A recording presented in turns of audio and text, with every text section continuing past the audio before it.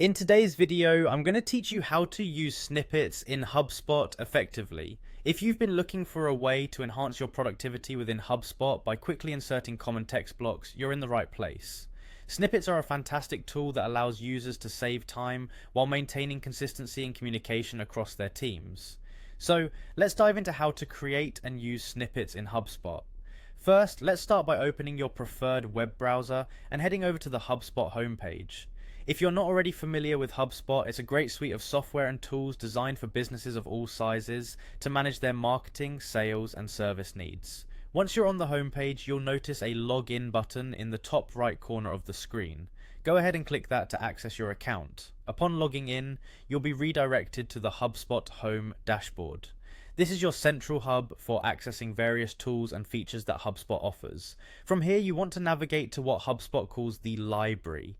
Look around the dashboard until you find this option, and then click on it. The library is a space where you can organize and manage various resources related to your account. Within the library, you'll find a variety of options. Our focus today is on snippets, so find and click on the Snippets section. Snippets are essentially short, reusable text blocks that can be inserted in emails, chats, or notes to streamline your workflow. This can save you a ton of time and ensure that your messaging is consistent. Once you're in the Snippets section, you'll see a Create Snippet button, which is usually somewhere towards the top of the screen. Click on this button and you'll be prompted to begin creating your new snippet.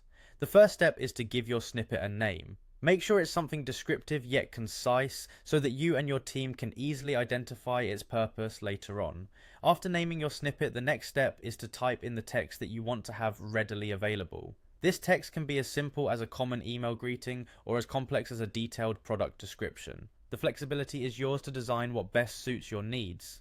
Following this, you should define a shortcut for your snippet by typing in a # or hash symbol, followed by a keyword.